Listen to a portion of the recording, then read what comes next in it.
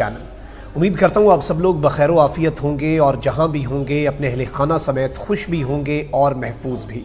नाज़रीन कराम, पाकिस्तान ने एक और बहुत बड़ी फ़तह समेटी है और एक पूरा ख़ित्ता ज़मीन जो है वहाँ से भारत का बाकायदा तौर पर जो पत्ता है वो काटा गया है, पत्ता साफ़ किया गया है और वहाँ पर बाकायदा तौर पर पाकिस्तान ने अपना जो है झंडा वो गाड़ दिया है। और अब मामलात इस कदर दुरुस्त हो चुके हैं वहाँ पर कि अभी जो मैं आपसे फैक्ट्स एंड फिगर्स और इस इलाके की जो डिफरेंट डिटेल्स हैं वो आपके सामने जब रखूँगा तो आपको पता चलेगा कि ये ज़मीन जो है 13 लाख स्क्वायर मीटर की, ये ज़मीन सिर्फ़ और सिर्फ सॉइल नहीं है, ये सोना है जो पाकिस्तान के हाथ लगा है और किस तरह से यहाँ पर तारीख़ी तरक्की जो है वो आ सकती है और पाकिस्तान के लिए जो एवेन्यूज़ खुल रहे हैं और अब जो दौरे होने जा रहे हैं, हाई लेवल दौरे, वो भी आपके सामने रखे जाएंगे। ये तमाम तर तफसीलात होंगी।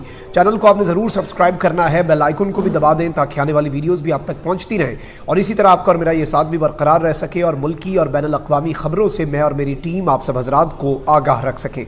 नाज़रीन किराम, इस वक्त अगर हम ये चीज़ देखें कि कुछ मामलात ऐसे होते हैं आलमी सियासत में, कुछ ख़ित्ते ऐसे होते हैं ज़मीन के कि उनकी इम्पोर्टेंस शायद आवाम को इस कदर ना पता हो, उनके मुतल्लिक जो अहमियत है उससे आवाम जो है वो ना बल्द हो, लेकिन उसके मुतल्लिक उसके अंदर इतना पोटेंशल होता है कि अगर उसे कैपिटलाइज़ कर लिया जाए तो बाकायदा तौर पर मुल्कों की जो तारीख़ है वो बदल सकती है। किसी तरह की मिसाल जो है वो पाकिस्तान और अफ़गानिस्तान के साथ एक छोटा सा नैरो 13 किलोमीटर का कॉरिडोर था, वाखाम कॉरिडोर। अगर वो कॉरिडोर पाकिस्तान उसका एक्सेस हासिल कर ले तो पूरे का पूरा सेंट्रल एशिया, उज़्बेकिस्तान, ताजिकिस्तान, इन सब तक डायरेक्ट ट्रेड जो है वो पाकिस्तान हासिल कर सकता है।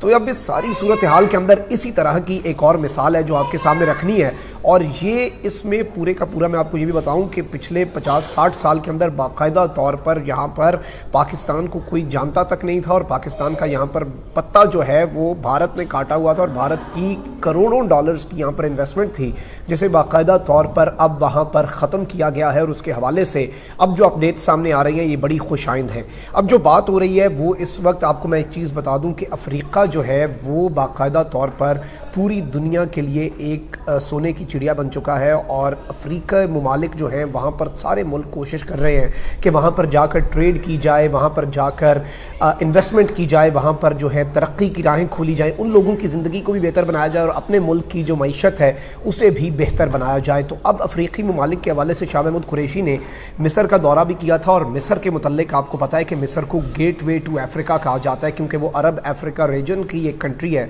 और उसके ज़रिए पाकिस्तान ने पूरे के पूरे अफ्रीका का रास्ता अपने लिए खोल लिया है। तो इस सब के अंदर अफ्रीका का एक मुल्क है नाइजर। अब ये नाइजीरिया जो मुल्क है उससे बहुत ज़्यादा मुख्तलिफ है। इस मुल्क के मुतल्लिक बड़ी दिलचस्प चीज़ें हैं जो आज की इस वीडियो में आपको बताऊँगा और फिर बताऊँगा कि पाकिस्तान ने क्या कुछ किया है इस सारी सूरत हाल के अंदर।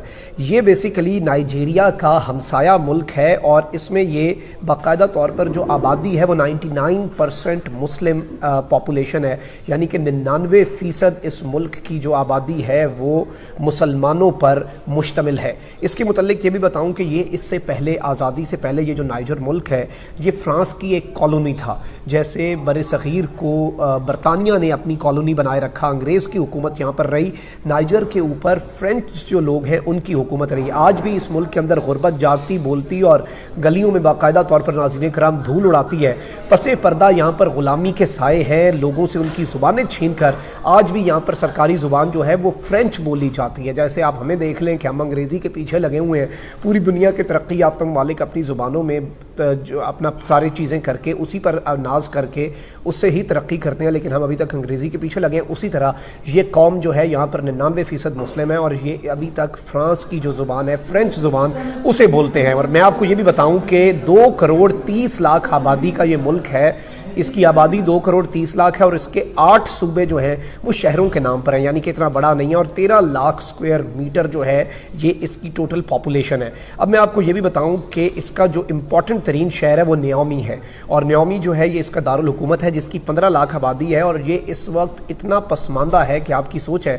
लेकिन इधर एक चीज़ बड़ी इंपॉर्टेंट है, एक चीज़ सबसे इंपॉर्टेंट यह है कि यहाँ पर तरक्की हो रही है, कामयाबी की तरफ ये लोग गामजन हैं और यहाँ पर बहुत ज़्यादा इंटरनेशनल इन्वेस्टमेंट जो है वो आ रही है क्योंकि अफ्रीका का पूरा खित्ता अभी तक इंटरनेशनली इग्नोर रहा था। अब मैं आपको ये बताऊं कि पाकिस्तान के मुतल्लिक इस कदर हालात ख़राब थे 2 साल पहले तक कि जो पाकिस्तान के सफ़ीर नाइजर के अंदर गए और उन्होंने وہاں کے وزیر خارجہ نائجر کے اندر جو وزیر خارجہ ہیں ان سے 4-5 دفعہ ملاقات کی درخواست کی، انہوں نے ملنا گوارا نہیں کیا. یعنی نائجر جیسا ملک جو ہے وہ پاکستان سے مل نہیں رہا تھا، جبکہ وہاں پر میں آپ کو بتاؤں گاندھی سینٹر ہے، بھارتی سرمایہ کاری ہے، پورے کا پورا گاندھی کے نام پہ انہوں نے وہاں پہ سینٹر بنایا ہوا اور انڈیا کے بڑے اچھے تعلقات سمجھے جاتے تھے. اب میں آپ کو یہ بھی بتاؤں کہ اس سب کے اندر شاہ محمود قریشی جو ہیں انہوں نے سفیر کو کہا کہ بھائی یہ سب دیکھ کے تو لگ رہا ہے کہ یہ ملک ہمارے ہاتھ نہیں آئے گا اور یہ تو تمہارے ساتھ ملنا بھی گوارا نہیں کر رہے. اور اب جو لیٹسٹ اپڈیٹ ہے 2 سال بعد کی، وہی وزیر خارجہ جس نے نائجر میں پاکستانی سفیر سے ملنے سے 4-5 دفعہ انکار کیا، اتنی مشکل سے وقت دیا، آج اسی نائجر میں ناظرین کرام 2 سال بعد یہ حال ہو چکا ہے کہ وہی وزیر خارجہ جو کہ وقت نہیں دے رہا تھا آج وہ صدر بن چکا ہے. لیکن اب معاملہ کیا ہونے والا ہے یہ میں آپ کو بتاؤں. اس سب کے اندر اب راستے ہموار ہو چکے ہیں. صدر مملکت عارف علوی جو ہیں وہ نائجر کے صدر محمد بازم جو ہیں ان کی تقریب حلف برداری میں شرکت کے لیے 2 اپریل کو نیومی میں ہوں گے. نیومی میں صدر مملکت عارف علوی جو ہیں وہ باغ جناح اور پاکستان میڈیکل کالج جو ہے اس کا افتتاح کریں گے.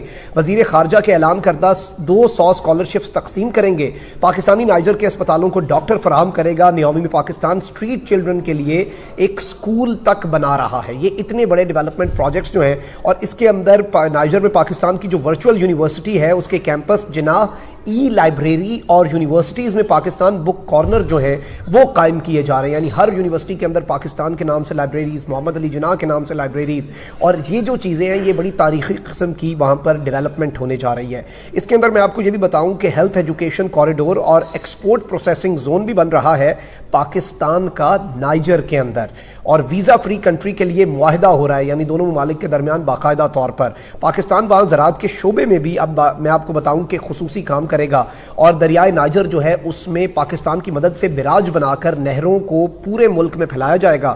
نائجر پاکستان فرینڈشپ یونیورسٹی تعمیر ہو رہی ہے.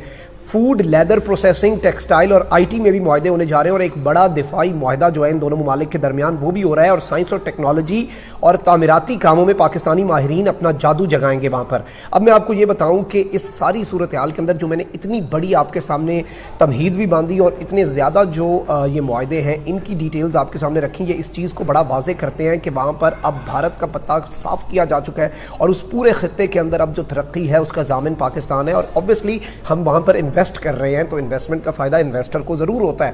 تو یہ جو ایک کامیابی ہے سفارتی بہت بڑی، کیونکہ افریقہ کو پوری دنیا اس وقت سونے کی چڑیا اور اس کے سوائل کو سونے سے تشبیہ دی جا رہی ہے. ایک تو شاہ محمود قریشی مصر کا دورہ کیا، افریقہ تک انہوں نے گیٹ وے حاصل کیا، کیونکہ پاکستان اس وقت بڑا اسٹریٹجکلی کھیل رہا ہے. آپ دیکھیں پاکستان نے ایران سے پھر استنبول تک ایک ٹرین چلائی، اور استنبول سے آگے تو یورپ پورا کھلا ہے، استنبول تو خود آدھا یورپ میں ہے.